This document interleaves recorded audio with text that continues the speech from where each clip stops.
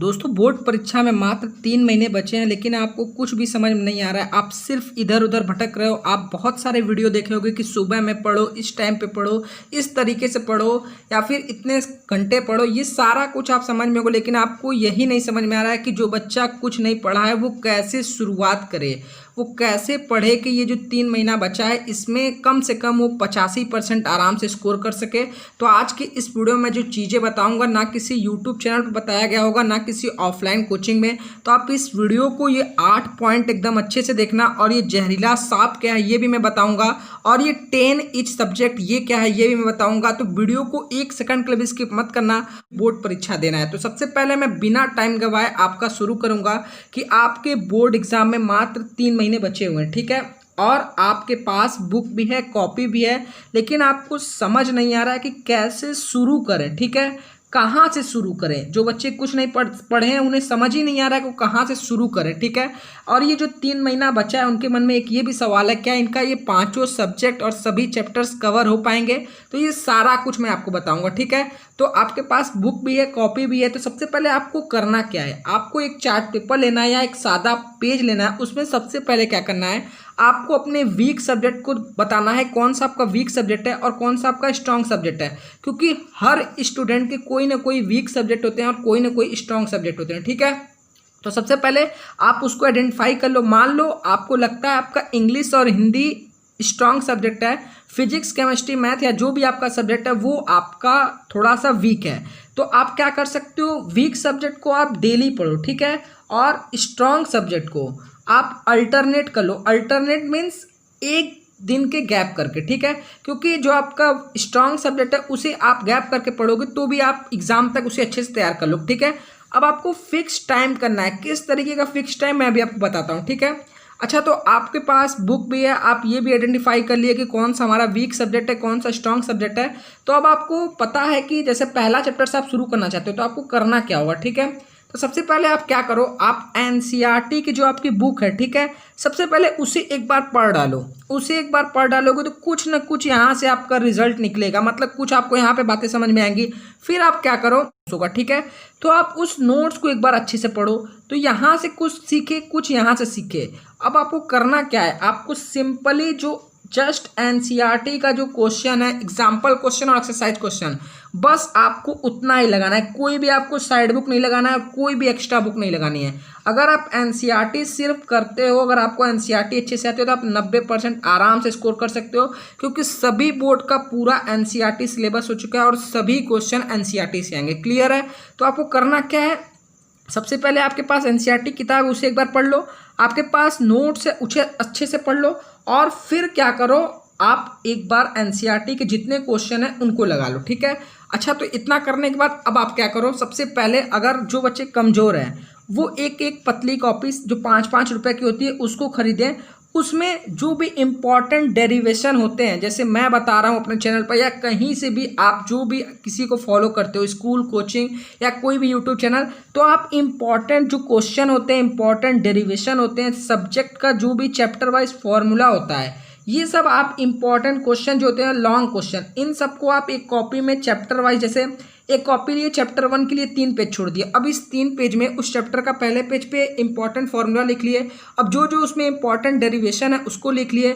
अब जो अच्छा उसमें इंपॉर्टेंट क्वेश्चन आपको लग रहे हैं, आपके टीचर ने बताया 5 नंबर वाले, 3 नंबर वाले, उनको लिख लिए, ठीक है।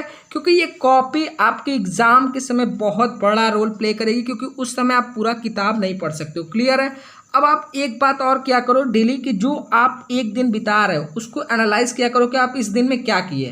क्योंकि आपका एक एक दिन काउंट हो रहा है, ठीक है। आपके पास मान के चलो मात्र 100 दिन ही बचे हुए हैं, ठीक है। और इसमें काफ़ी त्यौहार भी हैं। तो आप सबसे पहले हर दिन को एनालाइज किया करो कि आज मैंने अपने बोर्ड एग्जाम की तैयारी के लिए क्या क्या तैयार किया, क्लियर है। और एक बात और, आपके नवंबर इसमें क्या करना है, इसमें आपको एनसीईआरटी को एक बार अच्छे से पढ़ना है केयरफुली, ताकि आपको कुछ यहाँ से नॉलेज हो सके, कुछ आपका बेस मजबूत हो सके, ठीक है। यहाँ से जब आप एनसीईआरटी को एक एक बार पढ़ लिए, आप इसके एनसीईआरटी क्वेश्चन को लगा लिए, तो दिसंबर में आप क्या करना, आप पिछले 5 साल के पेपर को सॉल्व करना। ठीक है, पिछले 5 साल का अगर आप पेपर तैयार कर लिए तो आप यहाँ से पेपर सॉल्व करने के बाद यहाँ से 30-40% यहाँ से उठा सकते हो। और एनसीईआरटी अगर एक बार अच्छे से किए हो तो 30-40% इधर से, मतलब मोटी मोटा आप देखो तो अगर अब तक आप कुछ भी नहीं पढ़ो तो भी आप आराम से 80% पा सकते हो। लेकिन ये 3 महीना आपको ज़बरदस्त तैयारी करनी पड़ेगी। ठीक है, और फिर आप जनवरी में मॉडल पेपर जो पेपर में आते हैं, न्यूज़पेपर में या फिर जो आपके बुक में आते हैं या जो हम लोग अपने चैनल पर डालूंगा उसको लगाना। ठीक है, मॉडल पेपर को। और एक काम और करो, सेलेक्ट करो टॉप 100 क्वेश्चन। जैसे कि जो लॉन्ग क्वेश्चन आते हैं वो हमेशा रिपीटेड क्वेश्चन आते हैं, तो उन क्वेश्चन को एक जगह सेलेक्ट करके खुद से लिखने की बार बार प्रैक्टिस करो। ठीक है, जिससे आपको ये लॉन्ग क्वेश्चन तैयार होगा। क्योंकि लॉन्ग क्वेश्चन जैसे मैथ में 5 क्वेश्चन 8-8 नंबर वाले आते हैं, तो 40 नंबर तो यहीं से आता है। ठीक है, तो कहने का तात्पर्य जो बड़े बड़े क्वेश्चन है उनको 100 क्वेश्चन को ऐसे सेलेक्ट करो जो बोर्ड एग्जाम में कई बार आ जाते हैं। ठीक है, और एक बात, क्योंकि अब सभी बोर्ड एग्जाम का जो पेपर पैटर्न और जो टाइम टेबल, हाँ टाइम टेबल सभी एग्जाम का आ चुका है। ठीक है, सभी बोर्ड का। तो उसमें कुछ जहरीले सांप भी हैं। जहरीले सांप मतलब कि किसी सब्जेक्ट में उसमें गैप ही नहीं है।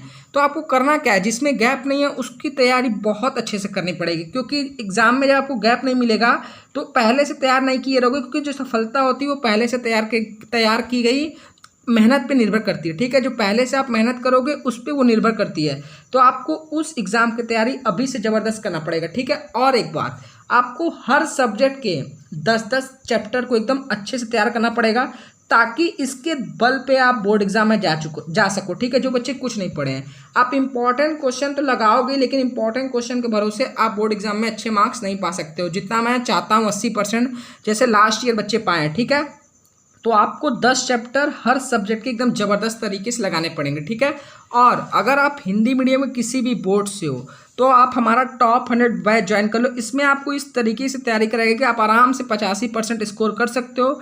इसमें आपको सभी विषयों के नोट्स, कंप्लीट वीडियोस, आपको important question answer chapter wise बताया जाएगा। आपको टॉप 100 क्वेश्चन का PDF मैं दूंगा आंसर के साथ में, और पिछले 5 वर्षों का पेपर भी मैं सॉल्व कराऊंगा। और मैं आपको time to time best plan बताता रहूंगा कि आप किस तरीके से बोर्ड एग्जाम के बचे 3 महीने में जबरदस्त तैयारी करो। ठीक, तो अगर आपको ज्वाइन करना है तो हमारे व्हाट्सअप नंबर 7084817000 पर व्हाट्सअप कर सकते हो। जैसे ही आप पेमेंट करोगे उसके 15 मिनट के बाद आपको ग्रुप में भी जोड़ दिया जाएगा और सारी सुविधाएं आपकी मिलना शुरू हो जाएंगी। ठीक है, तो आई होप आपको एक आइडिया मिला होगा किस तरीके से आपको शुरू करना है। ठीक है, आपको धोबी का कुत्ता नहीं बनना है कि जो जैसे बोल रहा है वैसे करना पड़ेगा। आपको खुद से सेलेक्ट करना पड़ेगा कैसे क्या करना है। क्लियर है? तो अगर कुछ भी यहाँ से सीखे हो तो इस वीडियो को लाइक करो, दोस्तों को शेयर करो। अभी मैं बोर्ड एग्जाम के लिए जबरदस्त ट्रिक लेकर आऊँगा, अलग अलग सब्जेक्ट के लिए कैसे 100 दिन में आप कंप्लीट करो। तो इस चैनल को जरूर मेक श्योर आप सब्सक्राइब कर लाइक बटन जरूर दबा देना। आज के लिए इतना ही, मिलता है नेक्स्ट वीडियो में, तब तक के लिए जय हिंद जय भारत।